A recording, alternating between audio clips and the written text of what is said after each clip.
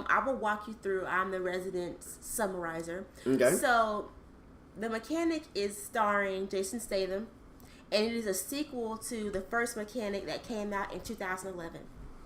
And in the ending of the first Mechanic, he faked his death and kind of went away because a lot of people were upset with him and wanted him dead. So they pick up kind of right where that left off a few years down the line. He's kind of assumed this new life. He's living it up in Brazil.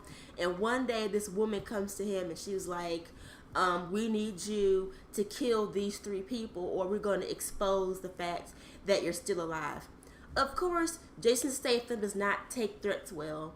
And there's this big fight scene complete with pushing multiple men's faces on hibachi grills.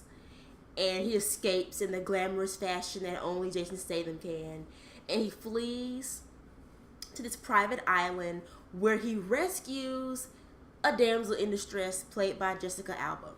And basically, it's her job to make him fall in love with her so they can kidnap her and force him to do these three kills.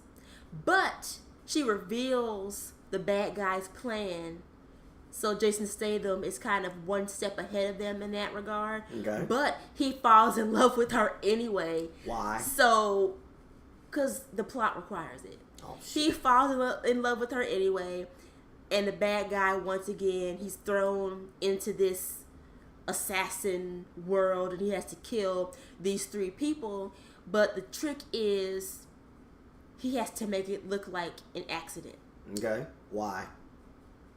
I don't know. Why? I mean, if you're gonna kill somebody, Because the people who he's murdering are like warlords, arms dealers. So even if they were killed in brutal fashions, I don't think anybody would bat an eyelash. Nobody would give a damn. Like That's another thing I kind of question. Like, why did it need to look like an accident? Why not just kill them, blow their car up or like snipe them? snipe them a mile away. Like why we gotta make it seem like you gotta kill them because if they die anyway, somebody will ask questions anyway, right? Mm-hmm. Okay. And then like Jessica Alba's motivation for why she's there was okay. She was in the army or the armed forces and she got out because it was too much collateral damage and she felt like she wasn't fulfilling her purpose. She wasn't helping people. So she started a shelter for victims of sex trafficking, primarily like, children.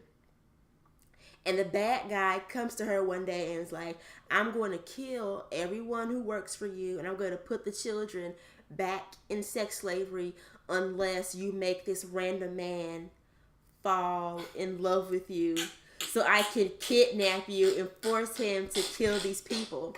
So it's like, why Jessica Alba's character out of anyone in the world? He could have gotten anyone in the world. He could have gotten like a prostitute to do this job or like a random girl off the street. But you search the earth for any woman in the entire world and you come up with this woman who runs this shelter. Which leads me to another thing. If Jessica Alba's character was supposed to be in the military, why was it so easy to smack her around and so easy to kidnap her? Like she's not engaging in any hand-to-hand combat with these people at all. Not at all. The most she ever does is like kick somebody in the dick or like punch somebody in their balls. But I'm like, I can do that. If they make such a big deal of saying you used to be in the military and you're not a badass in the least, I was kind of expecting her to like be more of a opponent to the kidnappers, and she literally just walked to the boat. She wasn't kicking or screaming or anything. She said, oh, I'm being kidnapped. Okay, I'll just walk over here and let you take me. Like, what are you doing? Okay, listen, y'all. If you could see the look on my face right now, and mind you, when we finally do our podcast live, you might not, my facial expression is fucking... He can never play poker. I fuck no, I'm not a poker face at all. Neither one of us. No, so, did you just hear yourself with that script? I mean, literally, somebody in Hollywood said that was actually a movie that should be made. That made absolutely no fucking sense. Somebody got paid 6 to 7 figures to write that script. You know what? I'm just gonna write a script and like just put it out there. Like, think somebody went to school and made this script and got paid for it. Got paid a lot of fucking money for it. I feel like you can go online to like fan fiction sites and get a better story or a better script than what this movie was made into. It's horrible. It's terrible. Don't see it. Don't see it for matinee price. Don't see it. Don't pay to see it on demand. Don't even see it on HBO. See it when it's edited down to smithereens on TNT or TBS.